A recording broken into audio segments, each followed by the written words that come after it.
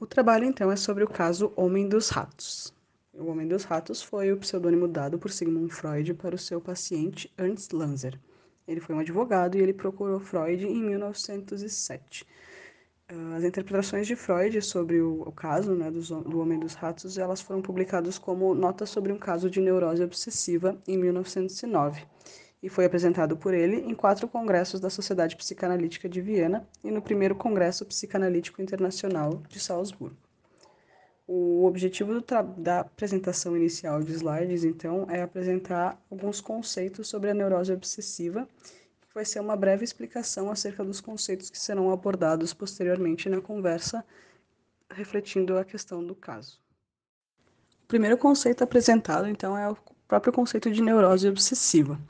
Então, foi um termo criado por Freud em 1986 e foi usado para designar um distúrbio que produz um sofrimento psíquico e que aponta para os impasses do sujeito com o seu desejo inconsciente, compondo então, juntamente com a histeria, as neuroses de transferência.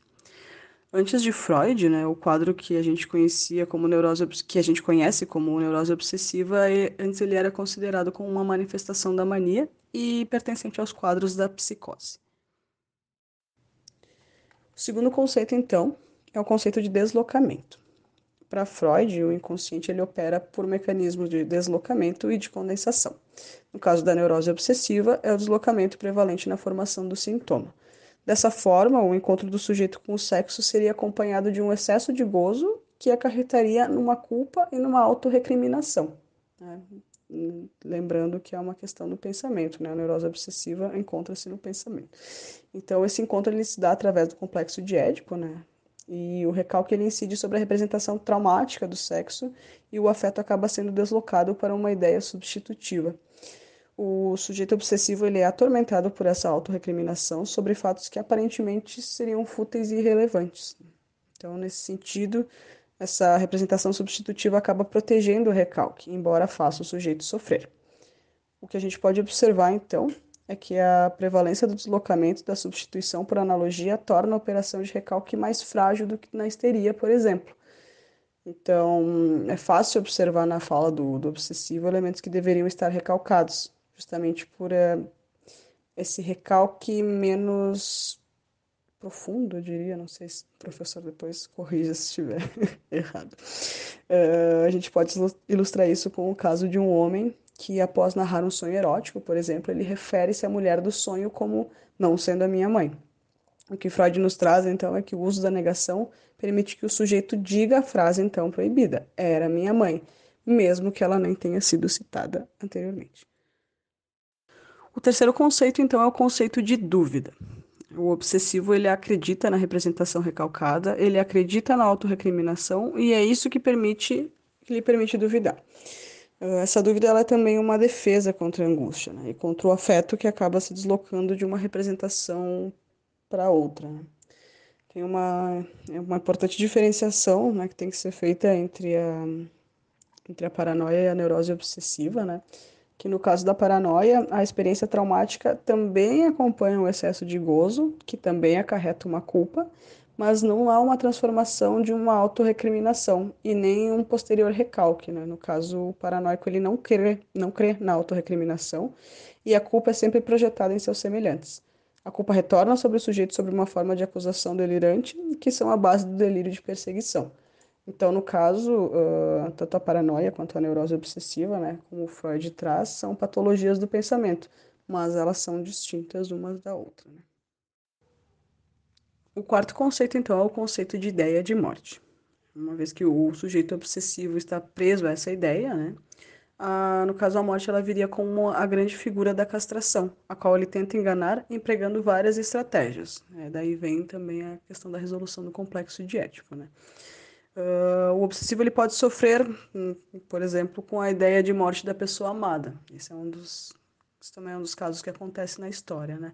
Essa ideia estaria atrelada à fantasia inconsciente de que o pai pode matá-lo pelo fato de ter desejado a mãe, sendo uma estratégia de desviar da vingança paterna.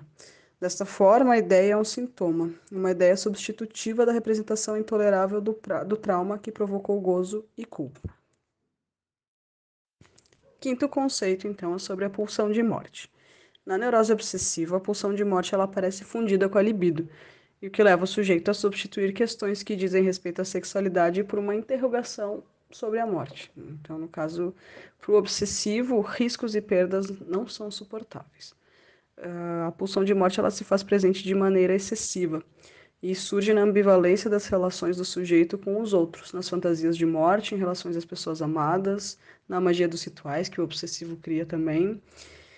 E o superego dele, por sua vez, ele tem um papel predominante, estando sempre pronto para torturar o sujeito. Novamente, também tem o papel castrador ali, né? Então, visto que ele é em grande parte inconsciente, né, o sujeito acaba que não reconhece a crueldade desse superego hostil. O sexto conceito, então, é o conceito do desejo, né? Um conceito importantíssimo dentro da neurose obsessiva, pois já que ela trata de uma neurose de transferência, né? Ou seja, é uma neurose sobre a qual o analista ele pode operar pela via do desejo. A neurose obsessiva ela usa estratégias diferentes, diferentemente da histeria, né? Cada uma usa um tipo de estratégia para lidar com o desejo. A gente pode observar que a histérica lida melhor com o desejo, né? Visto que tem a capacidade, inclusive, de identificar-se com o outro, semelhante pela via do desejo.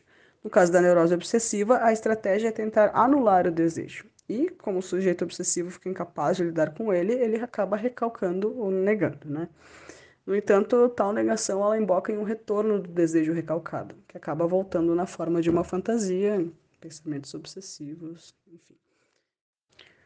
Os rituais, então, para o neurótico obsessivo, eles são atos mágicos que revelam a onipotência do pensamento do sujeito. Dessa maneira, esses sujeitos eles acreditam em sonhos proféticos, em presságios, em grande parte sem importância, né? Mas eles também acabam embaralhando lembranças, alterando sequências de tempo na memória, tudo com o objetivo de sustentar a crença nessa magia. Porém, as coisas que realmente importam nas suas vidas, né, como, por exemplo, a morte de um ente querido, sempre acabam chegando de maneira inesperada, né, ou seja, fugindo ao controle. Então, por mais que o obsessivo tente manter um ritual, é inevitável ele fugir da angústia, né, de saber que sempre algo inesperado pode acontecer. O oitavo conceito, então, é o conceito de compulsão. Então, tomando a questão da dúvida ali, né, uma das formas adquiridas pela dúvida, ela é a indecisão, que acaba se apoderando do sujeito, né, e a cada intenção que ele tiver de agir. E somente o agir compulsivo acaba rompendo esse domínio, segundo Freud. Segundo ele, a compulsão seria a única forma de fazer frente ao império da dúvida. Porém, o rompimento desse domínio possui caráter parcial, uma vez que, na maioria das vezes, os atos compulsivos ocorrem em dois tempos, sendo o primeiro anulado pelo segundo. A ação ela é ao mesmo tempo redobrada e anulada. Então, repetir é ao mesmo tempo insistir e anular a primeira vez.